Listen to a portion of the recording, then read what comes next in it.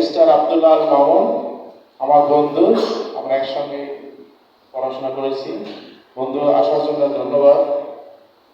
আমরা আসলে এখানে বসছি একটা সেমিনার। এটা হচ্ছে স্টুডেন্টরা যারা আছে তাদেরকে আমরা একটা সুন্দর গাইডলাইন দিব। গাইডলাইনের মাধ্যমে তারা তাদের ফিউচার এবং দেখা যাচ্ছে যে কিভাবে তারা চাকরিতে যাবে, কিভাবে তারা কর্মসংস্থানে যাবে। এবং অনেকের মাঝে দেখা যায় যে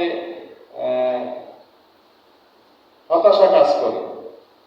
আসলে হতাশার কিছু নাই, বাংলাদেশে কর্মসংস্থান অনেক বেশি, কর্মসংস্থান আছে কিন্তু আমরা খুঁজে পাচ্ছি না। আমরা খুঁজে পাওয়ার একটা লাইন খুঁজে দিব যে আসলে কিভাবে আমরা কাজ করলে আমরা চাকরি পাবো, ব্যবসা পাবো, এটাকে আমরা লাইনে দাঁড় করে দেব। আপনারা হতাশ হবেন না। আমরা যারা এখানে আছি এবং আমরা না, আমাদের সাথে আরো কিছু লোকজন আছে, আমরা সার্বক্ষণিক আপনাদেরকে সহযোগিতা করব। এখানে আরো উপস্থিত আছেন আমাদের রব ভাই, উনি আমাদের অনেক সিনিয়র সাংবাদিক, প্রথম আলো, ওনাকে ধন্যবাদ উনি আসার জন্য।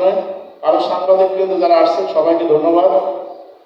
আমি আলোচনায় আসতেছি।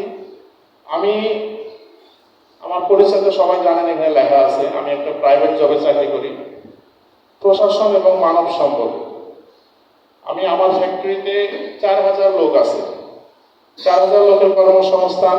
আমি আমার নিজের ফ্যাক্টরি দিয়ে, নিজের কারখানা দিয়ে আমি কথাগুলো বলতেছি, তারপর অন্য প্রসঙ্গে আসবো। আমার ফ্যাক্টরিতে এইচআরের হেড হিসেবে আমি আছি। এইচআরের হেড হিসেবে দেখা যাচ্ছে আমার প্রতি মাসে লোক নিয়োগ দিতে হয়।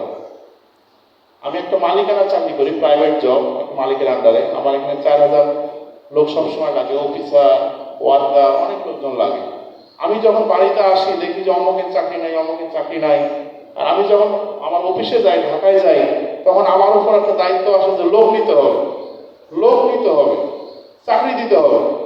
অথচ আমি গ্রামে এসে দেখি আমার অনেক বেকার বসে আছে। আমরা আসলে বাংলাদেশের একটা প্রান্তে অবস্থান করছি, আমাদের পাশের সীমান্তবর্তী এলাকা। আমার ঢাকা যেতে অনেক কষ্ট হয়। এখান থেকে ঢাকা যেতে সবচেয়ে দূরে মনে হচ্ছে যে বাংলাদেশের একটা প্রান্ত, এখান থেকে ঢাকা যেতে অনেক কষ্ট। আমরা এখান থেকে ঢাকা যাই না, বা চাকরি ওইভাবে আমরা খুঁজি না। আমরা এখান থেকে যারা পড়াশোনা করতেছি, একটা সীমাবদ্ধতা বা জ্ঞানের অভাব এভাবে আছে। আমরা আজকে একটা পরামর্শ দিয়ে যাব এবং আমরা আমাদের সবার নাম্বার থাকবে আপনাদের কাছে। আপনারা যেখানেই আটকিবেন আমাকে শরণাপন্ন হবেন, আমরা একটা সহযোগিতা করব। আর আমি যখন এইচআর হেড, আমারও কিন্তু 500 এইচআর ম্যানেজার আমার পরিচিত। বাংলাদেশে প্রাইভেট জবের ক্ষেত্রে আমি টেক্সটাইলে আছি, টেক্সটাইল এবং গার্মেন্টস, এবং আমার পাশে কিছু ঔষধ শিল্প আর অন্যান্য শিল্প আছে। আমার সাথে কথাবার্তা হয় এরকম প্রায় 500 অ্যাডমিন ম্যানেজার এবং এইচআর ম্যানেজারের সাথে কথাবার্তা হয়। আমরা আমাদের ইন্টারনালি কথা বলি আমাদের ফ্যাক্টরি সম্বন্ধে, ফ্যাক্টরি নিয়মকানুন।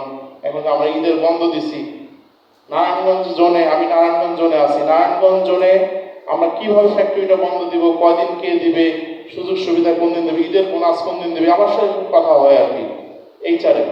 আমি যখন আমার এলাকার একটা ছেলেকে পাবো যে অমুক ইন্ডাস্ট্রিতে চাকরির জন্য গেছে, তখন আমার নলেজে আসে যে ভাই আমি অনুযায়ী গেছি নারায়ণগঞ্জ আপনার ফ্যাক্টরি, একটু দেখেন তো ভাই আমার কিছু করা যায় কিনা।